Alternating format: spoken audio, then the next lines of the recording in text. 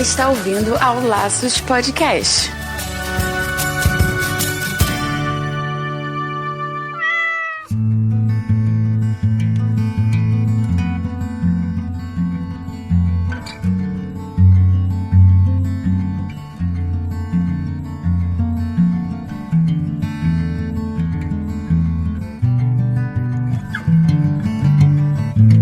Olá, sejam todos bem-vindos ao Laços número 22. E aqui é o Andy Vittar. E eu sou Marina Arinelli e aqui no Laços que vamos falar tudo sobre o seu animal. Chegamos ao episódio número 22 e se já falamos sobre eutanásia, agora chegou a vez da gente falar sobre um momento muito triste, que é a perda dos nossos bichinhos, né? Como lidar com ela. Pois é, Wendy, esse é um momento cheio de sentimentos, um momento super delicado e nada melhor do que chamar uma psicóloga para falar com a gente, certo? Então chamamos aqui a Lívia Reck de Castro para bater esse papo. Seja bem-vinda ao Laços, Lívia. Muito obrigada pelo convite. Fico muito feliz de estar gravando com vocês. Sou uma fãzaça do projeto. Como a Marina falou, eu sou a Lívia, eu sou psicóloga e uma parte do meu trabalho é lidar justamente com a perda das pessoas, né? Fazer a pessoa entender um pouquinho mais o que está acontecendo, né? Enfim, eu acho que esse é um ponto muito importante para a gente discutir também quando a gente fala dos animais. Muito legal. Eu já tô vendo que hoje o papo vai ser muito profundo e dolorido, hein? Doloroso. Infelizmente. Então a gente vai agora aos recadinhos antes, Lívia, e daí a gente já volta para aprofundar mais um pouquinho sobre esse assunto da perda dos nossos animaizinhos, tá? Legal.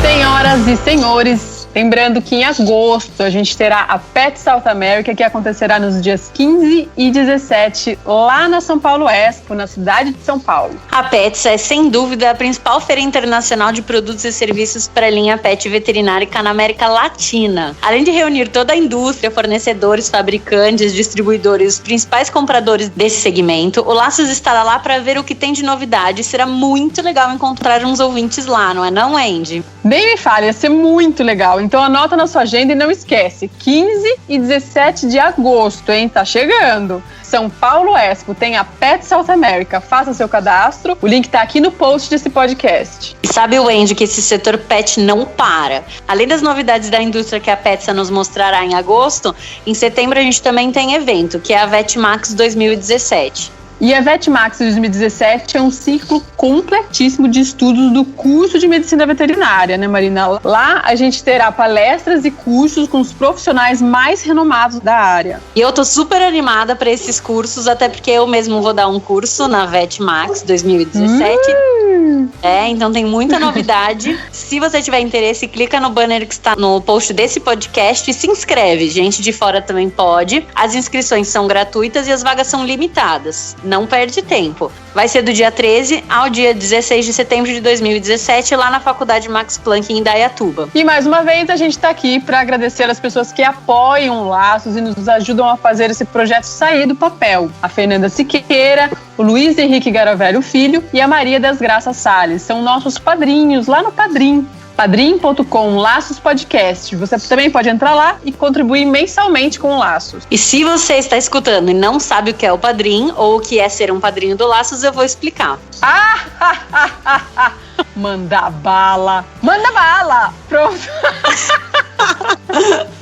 Manda bala, eu vou explicar de novo. Ai, tá bom, vamos. É só você acessar o Laços. É só você acessar o laçospodcast.com.br e você vai ver um botão lá em cima dizendo Seja um Padrinho. Clicando lá, você vai entrar no site padrim.com.br/laçospodcast, que é um espaço do Laços onde qualquer pessoa pode doar um valor mensal pra gente. Esse valor começa a partir de R$1, só R$1 por mês, e você pode doar quanto você quiser. Fazendo a sua doação, nós vamos juntando dinheirinho, e com esse dinheirinho a gente vai pagando as despesas que o Laço gera e ainda pode fazer ele crescer. Mandou muito bem, Marina. E é legal a gente deixar claro aqui que o Laços tem custos com o servidor, com o SoundCloud e outras coisinhas também. Então, como divulgação, por exemplo, dos episódios, a gente tem que fazer anúncios no Facebook, chamadinhas e tal, então isso tudo gera custo. O dinheiro que a gente recebe dos ajudantes que contribuem lá no Padrim ajudam a pagar esses custos e a fazer o Laço crescer cada vez mais e chegar aos ouvidos aí de pessoas que necessitam de informação para melhor cuidar dos seus bichinhos. E só para você ter uma ideia, a nossa próxima meta é chegar a mais ou menos uns R$250 por mês para poder criar um blog dentro do nosso site. Isso nos ajudará a ganhar mais ouvintes e chegar a mais pessoas. Então, fica aqui o convite. Seja um padrinho do Laços, faça a sua parte e ajude a conscientizar mais pessoas. E se você não puder ajudar como padrinho, então compartilhe, divulgue o Laços para seus amigos e vamos fazer com que a vida dos animais seja mais saudável, animada e consciente.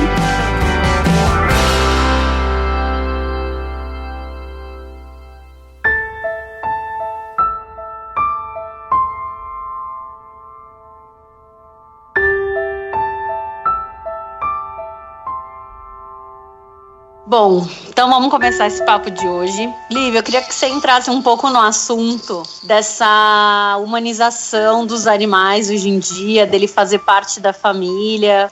Hoje ele está sendo colocado às vezes como filho, né, como membro mesmo da família no dia a dia. E isso dificulta a hora que ele fica doente ou quando ele morre, né? Sim, Fala um pouco sobre isso, vem aumentando bastante na clínica, eu vejo isso com muita frequência. Então, é mais ou menos como você já levantou, Marina. Quanto mais próximo a gente está de alguém, né, ou no caso de um animal, mais a gente vai sentir aquela perda. E hoje a gente vê que cada vez mais comum essa relação cada vez mais próxima com os animais dentro de casa, né? A gente até vê famílias que optam por não ter filhos, terem animais, e a relação, consequentemente, dessa família, dessa mulher, desse homem, desse casal com o animal fica muito próxima e às vezes até extrapola um limite de relação entre animal e humano. E aí, como você vê na clínica, acontece muito das pessoas extrapolarem um pouco esses limites e tratarem o bichinho, tratarem o animal como um ser humano. A gente tem que entender que tem uma diferença grande aí entre ter um animal e ter uma criança. Tem várias coisas que diferenciam essa relação, só que a consequência disso é, quanto mais próxima está a relação dessa pessoa com esse animal, mais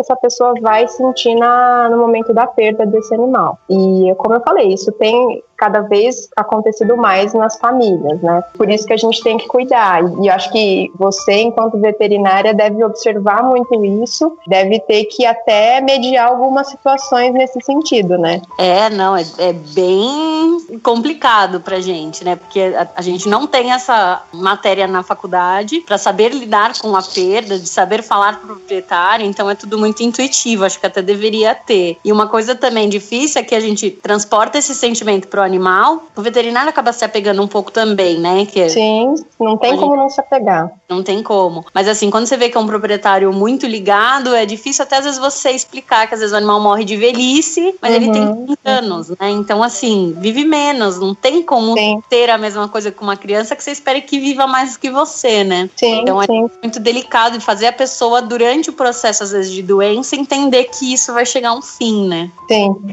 E Lívia, tudo vai depender de como é essa relação, né? Sim, você falou que é importante entender essa diferença de a gente ter um animal de estimação e de um filho, que é importante perceber essa diferença. Além dessa diferença do se ligar, tipo, ter em mente, eu nunca diria que dá pra gente se preparar para isso, né? Mas você já tem em mente que é muito provável, dependendo da sua idade, se você tiver uns 60 anos, é muito provável que o animal vai morrer antes de você. Se tiver mais de eles vão morrer antes que você. Então você vai ter que passar pela perda deles e não o contrário, como seria um filho, por exemplo, que o natural ele morrer depois, né? Às vezes até acontece antes, mas o natural é morrer depois. Então, além dessa diferença, qual é a diferença? Assim, eu não acredito nisso, assim, não é assim que eu sinto como um filho, enfim, eu sinto como da minha família, sinto como meu animal que eu amo de paixão, mas eu não percebo que eu sinto como, acho que é bem diferente se eu tivesse um filho, entendeu o que eu quero dizer? E eu percebo que tem gente que sente como um filho. Então, qual que é a diferença pra você, olhando psicologicamente falando? falando, qual é a diferença? A questão é que os casais que optam por ter animais e não ter filhos, eles nunca vão experienciar essa diferença de amor, né? Na verdade, não é nem uma diferença de amor, é uma diferença de relação. É muito diferente uma relação que você tem com um animal de uma relação que você tem com um filho, né? Enfim, são N características que diferenciam isso. Então, assim, a pessoa, ela não sei se ela nem vai ter essa consciência dessa diferença, entendeu? Porque se ela não experiencia essa relação diferente, ela talvez não tenha tanto essa consciência dessa diferença. Não sei se eu estou sendo muito clara, mas a pessoa, se ela não tiver a experiência de ter um filho, ela não vai sentir muito na pele, exatamente, e vai tratar daquela relação com o animal como se fosse uma relação de filho. Então, e aí que está a questão, como você falou, a ordem natural das coisas, principalmente para um animal, é que o animal faleça antes que uma pessoa, né? Então, assim, o animal vai embora antes que um filho. Então, quando você trata daquela relação como se fosse um filho, fica mais complicado ainda na hora da perda desse animal. Porque se você é responsável por aquilo que você cativa, né? Então, eu penso assim, eu trouxe o animal para dentro da minha casa, eu sou responsável por ele, porque ele não consegue pedir, porque ele não consegue se alimentar sozinho, porque eu coloquei, na verdade, ele numa posição que ele não consegue se alimentar sozinho, tá? Então, eu sou responsável por ele. Se ele ficar doente, entender o que ele precisa sem ele me falar, enfim, tem muita coisa parecida com uma criança, inclusive uma criança pequena, né? E daí, por isso que eu acho que também tem essa relação direta, né, com o filho, que é essa coisa de dependência e a inocência da criança também, né? Que o cachorro, você briga com ele no dia, 2 minutos depois ele tá super feliz, te beijando, te abraçando. Ele nem lembra a besteira que você fez com ele, né? Muitas vezes. Exatamente. Essa inocência, né? Exatamente. E assim, é o que você falou, tudo vai depender de como é essa relação desse indivíduo com esse animal. Pode ser um cachorro, pode ser um gato, pode ser qual for o animal de estimação. Mas quanto mais próxima essa relação, é aí que a gente vai ter que ter o cuidado na hora da perda. Porque, por exemplo, se a gente pensar num exemplo de uma família, né, com o pai, a mãe, os filhos e os animais. Se aquele casal, aquela família, trata o animal, né, como uma parte da família em si, que é como a gente consegue ver os animais hoje em dia. Mas, assim, também olham outras coisas da família, e aí a relação entre os filhos e os animais são diferentes, vai doer na hora da perda, mas vai ser uma dor muito diferente, por exemplo, de quando essa família perder um filho, se perder, né? Quando a família tem essa experiência dessas diferentes relações, a gente consegue ver muita diferença no como isso é tratado, né? Então, tudo vai depender de como é a relação, de como é estruturada aquela família, e até da gente pensar na hora da perda, né, de quando é um casal que tem um cachorro, o casal provavelmente vai sentir muito do que, por exemplo, se tiver a família, né, os tios próximos, uma convivência com outras pessoas, porque aí, até na hora do apoio, fica menos difícil, pode-se dizer assim, de lidar com aquilo, né? Se for uma família que é um casal recém-casado, que adota um cachorro e depois de,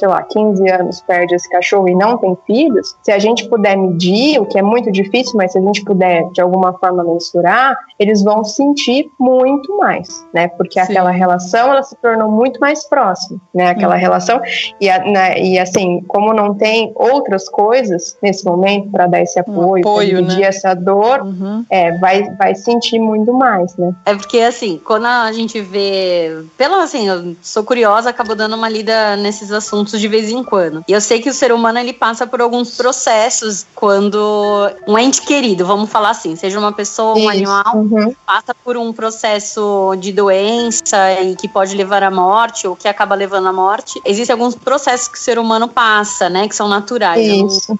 Não sei exatamente na cabeça toda essa sequência. E com o bichinho acontece a mesma coisa, né? Sim, então, o ser humano, a gente consegue entender de uma forma meio didática, psicologicamente falando, que existem, meio categorizadas assim, 5 fases do luto, né? A primeira seria a negação, a segunda a raiva, a terceira a negociação, a barganha, a quarta a depressão e a quinta a aceitação. Então, assim, se a gente for analisar do ponto de vista psicológico, didaticamente a pessoa passa mais ou menos por essas fases. Mas depende muito da pessoa, depende muito da da história dessa pessoa com esse ente, com esse animal, com essa perda, né? Depende muito da relação que ela teve com aquilo. E isso pode ser, a gente pode generalizar essas reações emocionais, a gente pode generalizar desde uma pessoa da família até, por exemplo, um emprego que a pessoa perdeu ou um término de relacionamento. O luto é uma coisa que a gente passa com mais ou menos todas as perdas que a gente tem. Dessas fases, em menor ou maior escala, elas acontecem mais ou menos com todas as perdas que a gente tem. Como eu falei, desde uma pessoa da família, um animal, emprego, enfim, tem várias coisas que a gente pode analisar dessa esfera. Entendi. E você acha que tem alguma forma disso ser amenizado ao longo desse processo? Porque é lógico que a pessoa tem que se conhecer, né? Tem que ter o autoconhecimento para poder saber lidar com tudo isso. Mas e é importante passar, né, pelo luto. É importante.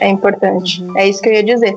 Então, Marina, amenizar é complicado, porque como eu falei, tudo vai depender de quão próximo aquela pessoa estava, né, daquela perda daquela pessoa, daquele animal que ela perdeu. O que a gente consegue analisar é que quanto mais próxima a pessoa, no nosso caso, estava daquele animal, mais ela vai sentir aquilo. E a questão é, infelizmente, não tem nada que a gente consiga fazer, por isso que eu falei no começo do programa, infelizmente mesmo, porque não tem nada que a gente consiga fazer naquele momento, a não ser dar apoio, para aquilo amenizar. Porque justamente o que a gente falou, a pessoa precisa passar por isso. Ela precisa passar por todo esse processo do luto para conseguir entender que aquilo aconteceu, para conseguir sentir que aquilo aconteceu. E eu costumo, no consultório, fazer uma metáfora com uma cicatriz. Então, quando a gente tem um machucado profundo, quando a gente se machuca, dói, né? A gente tem aquela ferida exposta que machuca, que dói. Com o tempo, conforme a gente vai passando por isso e vai cuidando dessa ferida, ela vai cicatrizando. E aí, depois que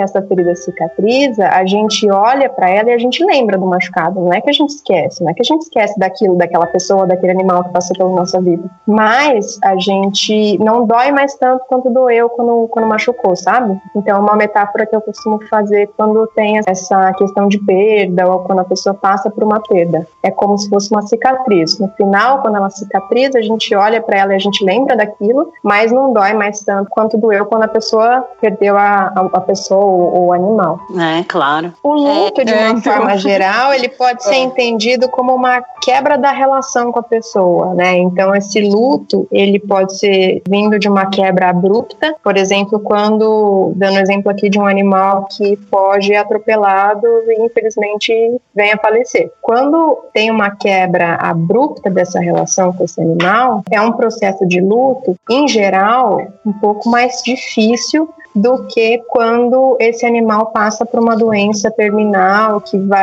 a pessoa consegue ir acompanhando. Em geral, a gente nunca está preparado, sendo essa quebra abrupta ou sendo essa quebra mais amenizada, assim. Em geral, a gente nunca está preparado e a gente vai sentir da mesma forma. Mas o processo do luto, ele tende a ser um pouquinho mais demorado quando tem uma quebra abrupta da relação. A gente tem várias relações na nossa vida e quando a gente quebra, né, a gente tende a sofrer esse processo de luto. Por isso que eu comentei que o luto, ele pode ser com uma perda de uma pessoa, com uma perda de um emprego, com a perda de um relacionamento, né, e a gente tende a passar por esse processo de luto com a perda em geral na nossa vida. E aí vai depender muito de como essa perda acontece. Mais abrupta da relação, em geral, é mais difícil do que quando um animal, por exemplo, vem sendo diagnosticado com uma doença e essa doença vai se desenvolvendo até esse animal falecer. Sabe uma coisa que eu vejo bastante na clínica, porque até ia falar disso de ser abrupto ou ser longo, né, um processo doença, e acaba morrendo. Mas o que eu vejo às vezes muito na clínica é que ocorre nessa fase de doença uma fase de negação muito grande em relação à doença. Porque às vezes, tipo, é um bicho de um câncer terminal. Aí você fala, não tenho o que eu fazer por ele. Eu estou fazendo o máximo que pode, você vai fazer o máximo que você pode, mas a medicina é limitada, não tem como levar daqui pra frente.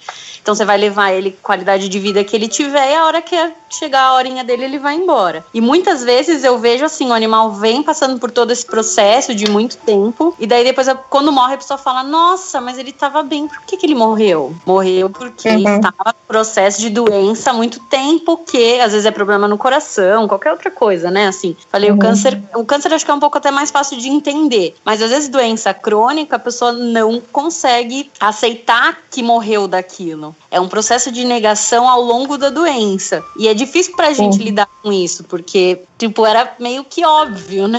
Que eles tinham aquele problema e que isso poderia levar à morte.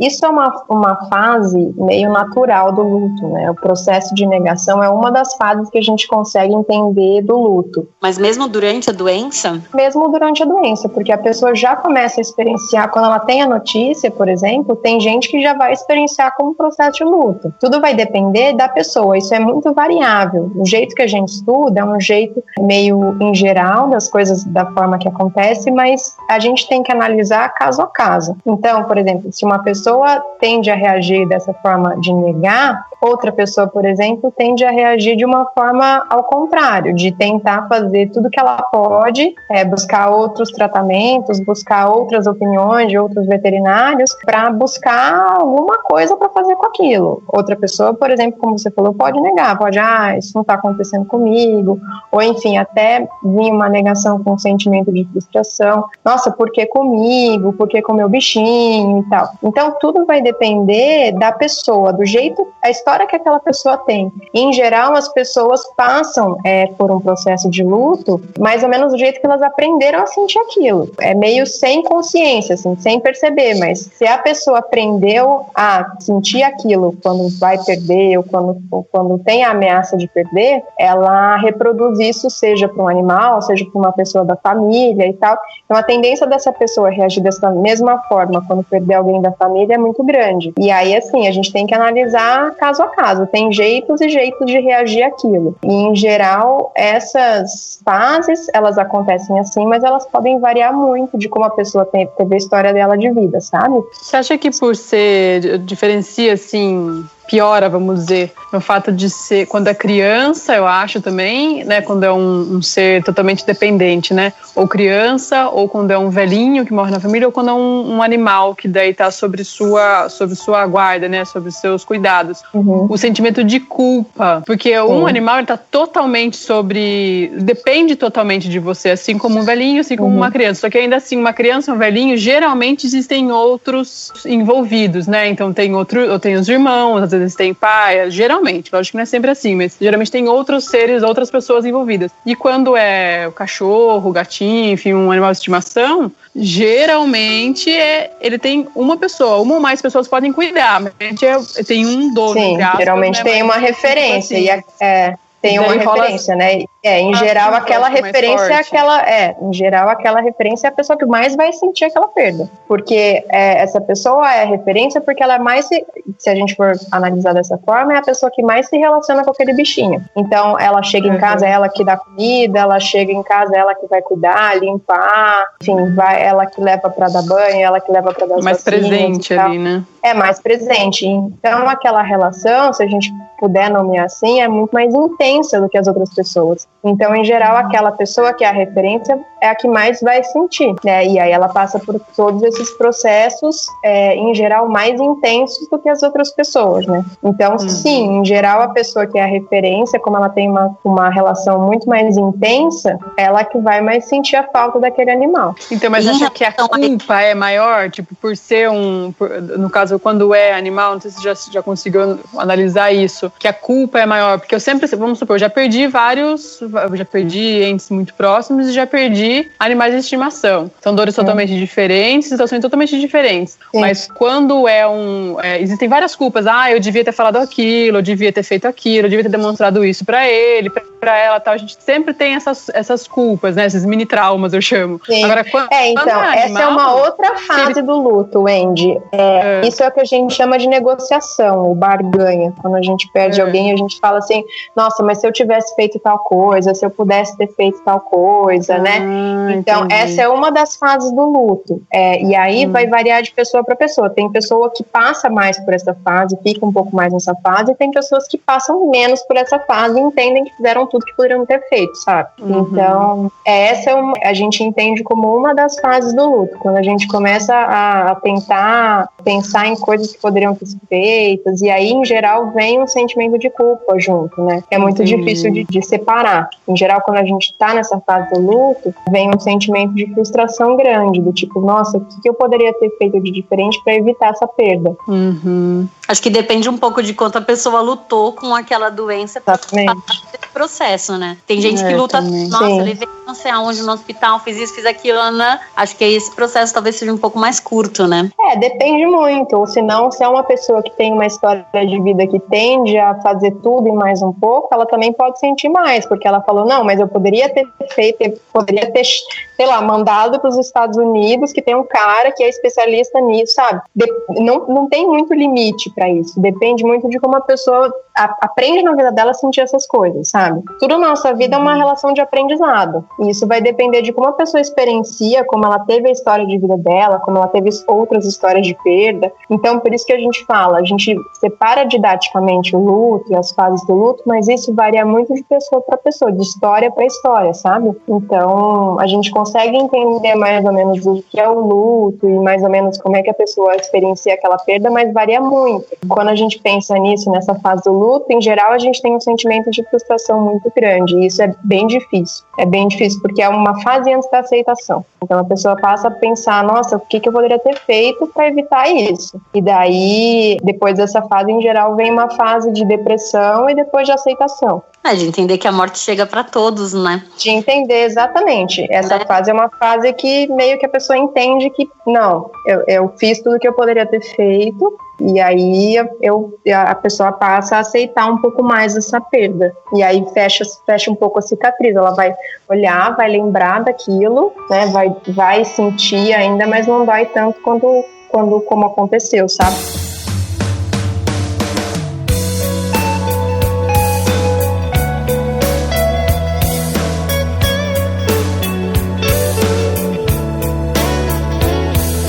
E essas pessoas, quando perde um bichinho, ela acaba pegando o outro logo em sequência pra, sei lá, transferir a emoção, o sentimento. Eu já peguei alguns clientes assim, que perdeu um bichinho, pegou outro logo em seguida, e aí depois fica comparando.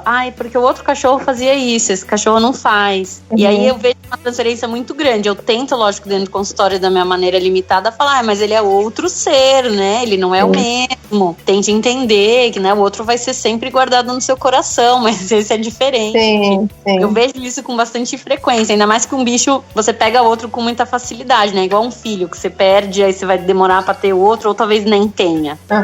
Isso acontece muito também e varia também de como a pessoa lida com aquilo. Tem gente, por outro lado, que nunca mais quer ter bicho na vida. Aquela sensação é tão ruim que nunca mais quer pegar nenhum tipo de animal. Então, varia muito de como a pessoa experiencia aquilo. Tem gente mesmo que pega, até quando tem essa perda, já quer substituir por outro animal para evitar sentir aquilo. Só que o problema disso é que a pessoa pode nunca sentir exatamente esse luto que é importante sentir, passar por esse processo, sabe? E vai substituindo ao longo da vida e assim, nunca sente a perda daquele animal. Porque quando você perde um animal e já pega outro animal, você nem tem muito tempo de sentir aquela perda, porque já tá com um animal novo, você já tem que cuidar desse animal novo, né?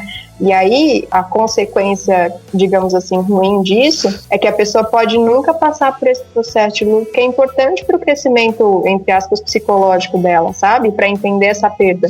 Porque outras perdas poderão acontecer, né? Não necessariamente só de um, mas ela tem que aprender, né? Sim, a gente não...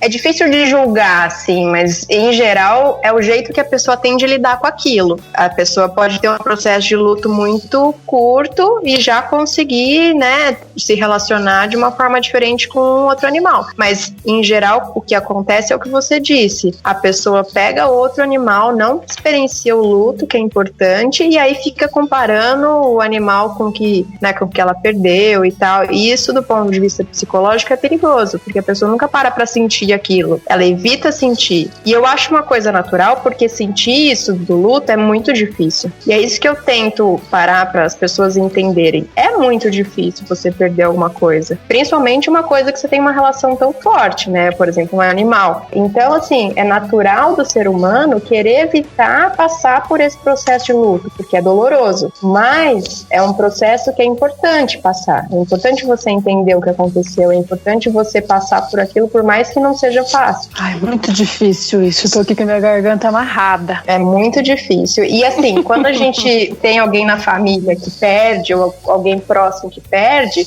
as pessoas me perguntam, né? Não, mas o que eu posso fazer pra ajudar essa pessoa? Eu sempre falo que estar do lado, ó. Tô aqui do seu lado para o que você precisar, né? Desejar força pra pessoa, mas tem que deixar a pessoa sentir aquilo. É difícil também, eu vejo muitos casos, assim, em relação em questões de luto, quando um amigo quer ajudar e quer ficar tirando a pessoa de casa, quer ficar, né, desfocando a pessoa para ela não sentir aquilo e tal, e nem sempre você ajuda quando você faz isso. Como eu falei, cada um tem um processo para sentir que é diferente, é variável isso, e você tem que entender como é a melhor forma de ajudar aquela pessoa. Se a pessoa precisa de 2-3 dias para ficar no quarto chorando, talvez seja importante que ela faça isso, para depois de sentir aquilo, fechar essa cicatriz, usando a metáfora da cicatriz. Mas, ao mesmo tempo, a gente tem que ficar de olho se isso não passa do limite, que daí tá outro perigo do luto. Quando isso passa de, 6 meses, a pessoa 1 ano depois, a pessoa ainda sente aquilo com a mesma intensidade, é o momento que a gente tem que parar para ver se aquela pessoa precisa de outro tipo de ajuda, uma ajuda de um psicólogo, até de um psiquiatra, né? Porque pode estar acontecendo uma depressão ali também, né? E quando se tem filhos e tem a perda de um animalzinho de estimação, o processo é o mesmo? E como que você explica isso? Porque é difícil, acho que vejo bastante clientes que têm filhos e que o animal já existia quando o filho nasceu, e aí o bicho fica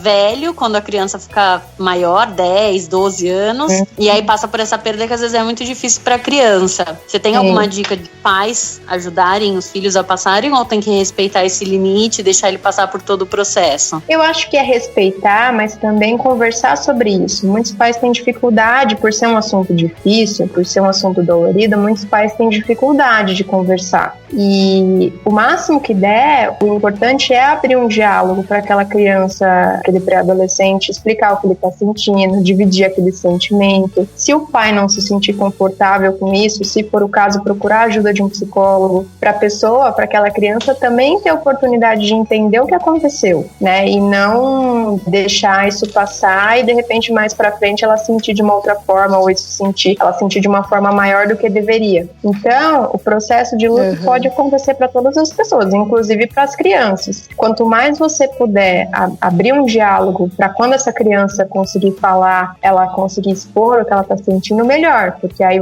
ela sente também que tem um apoio ali dos pais, mas ao mesmo tempo respeitar. Então você tem que sempre medir ou avaliar quando essa criança está confortável para falar, quando ela quer falar sobre aquilo, qual é o melhor jeito de puxar o assunto, porque muitos pais têm dificuldade e ficam insistindo, né, de querer falar, de querer, né, e às vezes isso pode atrapalhar também. Então é uma linha muito tênue para você avaliar quando é o melhor momento, como é o melhor jeito de puxar aquele assunto. Se os pais tiverem dúvidas, é importante procurar a ajuda de um profissional, porque é o que eu falei, é um assunto muito delicado, é um assunto difícil, e a tendência do ser humano é evitar falar sobre aquilo, é evitar sentir aquilo. Então, por isso que é importante passar por isso da melhor forma que aquela pessoa tem para passar por isso, sabe?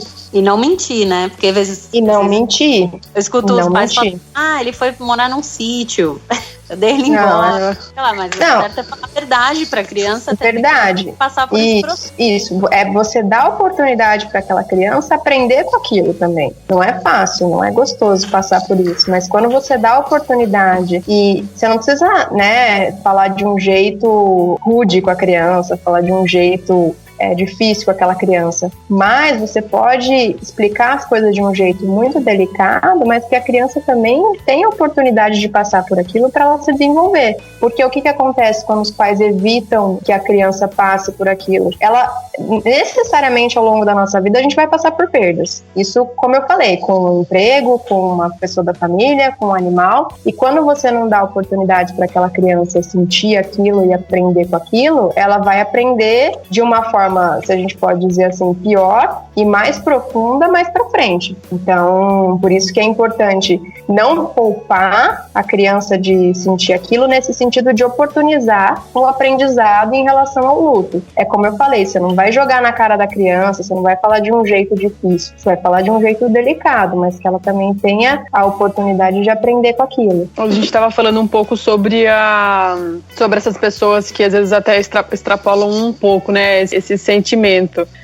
E acho que esse momento, o momento da perda, não é um momento de querer ressignificar o animal para a pessoa. Tipo, agora já era. O animal já passou aí 15 anos significando um filho, significando a vida, a existência da pessoa. Na hora que ela perde, as outras pessoas falam, é um cachorro que morreu, deixa pra lá, já faz 3 meses, né? Não é o momento de querer consertar alguma coisa. Não é o momento. E aí, a questão nesse momento é entender como aquela relação era diferente para aquela pessoa, né? Ela, por mais que ela não tenha experienciado ter um outro tipo de relação com o filho, por exemplo, o que ela sentia por aquele animal era muito grande. Então, não é o momento de você querer analisar a relação e nem ressignificar ali, nem né? Ressignificar ali. Aquele é um momento muito difícil para a pessoa e a gente tem que muito que respeitar e evitar ao máximo julgar, sabe? Ficar falando da pessoa, mas ela tratava como um filho, olha o que ela fazia e tal. O que menos a gente tem que fazer nesse momento é julgar. É acolher, na verdade, né? Acolher, porque a pessoa tá passando por um momento muito difícil. E o que a gente tem para fazer nesse momento é acolher. É falar, eu tô aqui do seu lado, se você precisar, se você precisar desabafar, eu tô aqui. E assim, entender qual que é o melhor jeito de fazer isso. Nem para passar do limite, ficar insistindo para tirar aquela pessoa daquela situação, e nem não fazer nada. Então, entender qual é o melhor jeito de ajudar naquele momento, evitando o julgamento. Eu acho legal essa questão do pedir ajuda, né? Então, se você não sabe como fazer, você às vezes você não precisa fazer uma terapia, pagar uma terapia aí mesmo. Você pode conversar aceitar uma visita, um psicólogo, assim, bater um papo e ver como que eu posso ajudar essa pessoa e tal. Ou até o que seria legal, mais legal, talvez, mais funcional, é convencer com um jeitinho a pessoa a ir procurar ajuda. Se sentir que tá extrapolando, se sentir que há necessidade também, né? De procurar ajuda, né? Sim.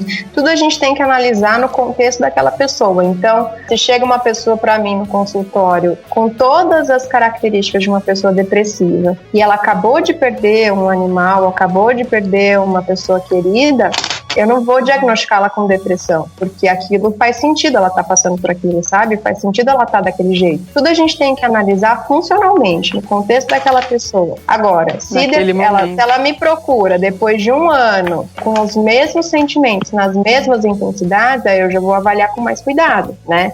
Então, tudo é variável e também a forma de ajudar é variável. E é o que você falou, a pessoa não precisa saber acolher, até porque é muito difícil saber o que fazer nesse momento.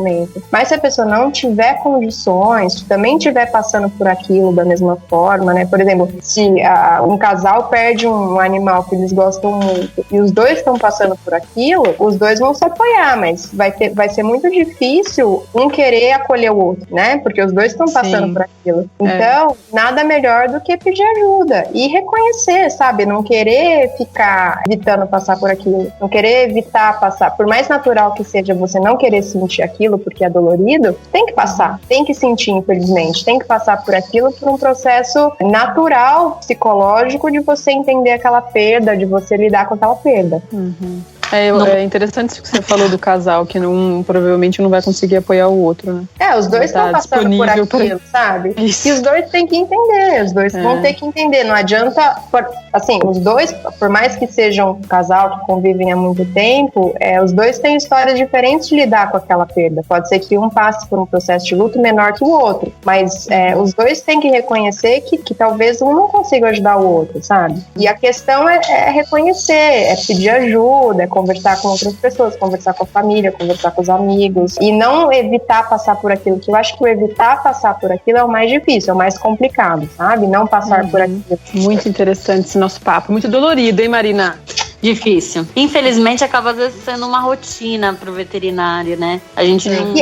E é importante falar da ajuda pro veterinário também, né? Porque o veterinário também tem uma relação com aquele animal. E o veterinário também vai sentir aquilo. Então, o veterinário também tem que reconhecer o momento que ele fica triste, se permitir ficar triste. Porque quando você tem uma quebra de relação ali com aquele animal, né? Sei lá, um animal que você acompanhou desde que ele era filhote, deu todas as vacinas, acompanhou, né? E, sei lá, esse filhote envelheceu com esse veterinário, é muito natural que esse veterinário sinta, né? Então, é importante para os veterinários que estão ouvindo o programa reconhecer que você também pode se permitir ficar triste, né? Tem uma questão ética ali com o cliente, com o paciente, tem, mas em outro momento, fora da relação com o cliente, é importante que esse veterinário também reconheça que ele está triste e, se precisar, também pode procurar ajuda. Sim, claro. E acho que tomar um pouco de cuidado, separar e entender que nem sempre é nossa culpa, né? Porque acho que também existe essa questão de culpa que a Wendy falou, também o veterinário acho que às vezes puxa um pouco isso, porque senão às vezes você acaba entrando naquela, eu não sei se é esse o nome, mas aquela síndrome da compaixão, que você fica se martirizando por conta de perdas, ou porque, eu não fiz tudo, ai meu Deus, e isso ao longo da profissão é muito desgastante, né? É muito complicado. Sim. E aí entra uma história geralmente de autocobrança daquele profissional também, né? É complicado ele jogar a culpa toda pra ele. E é um profissional que vai ter que saber muito lidar com isso, porque necessariamente vai passar por várias perdas também, né? E quando entra esse processo de autocobrança, de jogar tudo na conta desse profissional, é muito complicado. E é complicado também quando a família joga a culpa pro profissional. O profissional tem que ter um momento de parar para entender e parar para separar o que está acontecendo, porque eu imagino, Marina, que também deve ter casos que a família quer culpar o profissional, né? Tem. Na verdade, então, às vezes a gente fica muito, no processo de doença. A pessoa tira de um veterinário e leva pro outro, culpando o outro do que fez, né?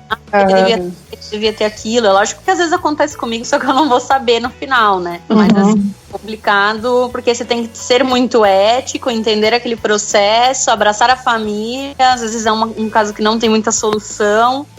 E ser muito honesto com a família, né? Sim, acho que sinceridade é tudo. Sim, mas é complicado às vezes você recebe um animal que você já vê que não tem muitos caminhos para o tratamento, e deve ser fundamental desde o começo você ser honesto com aquela família, até para ir preparando esse processo de luto, sabe? Até para dar oportunidade para a família de ir experienciando isso, porque quando você não tem essa sinceridade com a família, com o proprietário do animal, com o dono, você não dá oportunidade também dele sentir isso, né? Dele começar a pensar nessa possibilidade. É como eu falei, a gente nunca está preparado, mas as relações, elas se constituem de uma forma muito diferente a depender das nossas ações, dos nossos comportamentos. Se você dá oportunidade para aquele dono, para aquela família já se preparar de alguma forma, eu acho que o processo de luto, se a gente puder falar assim, vai ser um pouco mais saudável, né?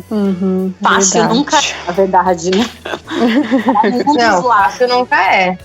E é importante, eu acho, que a gente está pensando muito aqui no lado da família, no lado, né, do dono, mas também é muito importante pensar no lado do veterinário, né? Porque é muito difícil dar esse tipo de notícia, é muito complicado e não tem como a gente separar, né? Muito bem que tenha uma parte ética aí da profissão, mas é muito difícil você controlar as emoções, principalmente se for um bichinho que você já acompanhou ao longo da vida, né? Então é muito importante o profissional parar para se observar também, sabe? Concordo, 100%.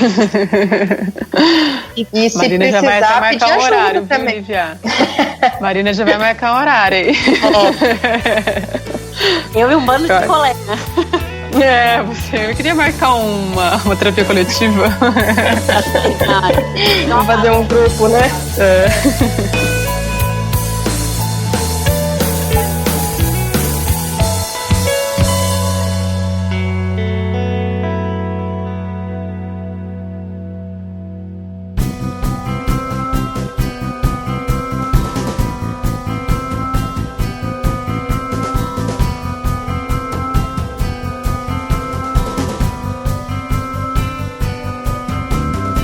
Lívia, deixa o seu contato aí para esse pessoal todo aí que vai te procurar agora. Pode dar mais algum último recado se você quiser dar aí. Eu acho que o recado é um pouco desse, né? Infelizmente não tem muito que a gente consiga fazer nesse momento a não ser acolher e entender que cada pessoa vai passar por aquilo de alguma forma a depender da história dela, né? Então, eu acho que se eu puder dar alguma dica é essa, é acolher a pessoa, é entender como aquela pessoa está passando por aquilo sem julgar, é entender que cada pessoa passa por aquilo de alguma forma diferente, e esse é o primeiro passo para poder ajudar da melhor forma possível, entender como aquela pessoa está passando por aquilo e acolher, e se mostrar ali do lado, se mostrar apoiando, né?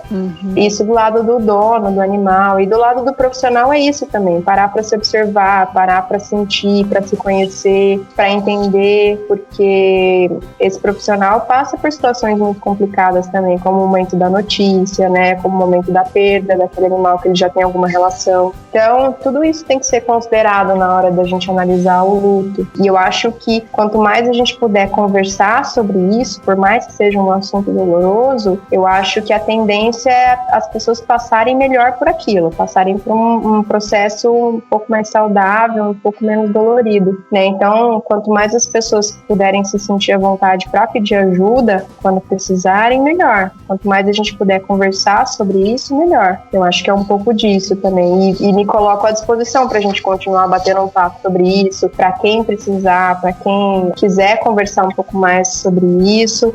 Eu fico à disposição, vocês podem entrar em contato comigo, eu vou deixar meu e-mail. Enfim, a gente pode trocar mais ideias, a gente pode continuar conversando sobre isso, que eu acho que é um assunto muito importante. Então pode deixar aí seus contatos, Lívia. Quem quiser te achar, como que te acha? Eu acho que a melhor forma de entrar em contato comigo é pelo e-mail ou pelas redes sociais. Eu tô no Facebook, como a Marina me apresentou no começo, eu sou a Lívia. O sobrenome que tá no Facebook é Rech de Castro, R-E-C-H de Castro. E o meu e-mail é liviarech, R-E-C-H tudo junto, e C no final, fica liviarec@gmail.com. Vocês podem ficar à vontade para entrar em contato, para a gente continuar conversando sobre isso, porque apesar de ser um assunto difícil, é muito importante. Com certeza. Eu acho que foi legal. Vamos ver se surgir alguma dúvida aí também, se o pessoal mandar dúvidas e tal, recadinhos, daí a gente te pede socorro para ajudar a responder, tá, Lívia? Certeza, podem contar comigo. Foi um prazer participar do podcast, eu acompanho, sou fãzão desse projeto, e o que precisarem, outros assuntos que vocês queiram conversar, que eu puder ajudar, podem continuar contando comigo, viu, meninas? Muito bom. Obrigada, Lívia. Obrigada pela disponibilidade, pelo seu tempo de estar aqui, conversar com a gente, esclarecer muita coisa, que é um processo, no fim, natural, né? Não tem como fugir dele. Não tem como fugir, a gente nem pode fugir. Exatamente. Obrigada e até a próxima. Valeu, Lívia. Muito obrigada. Obrigada, gente. Beijo. Beijo, até.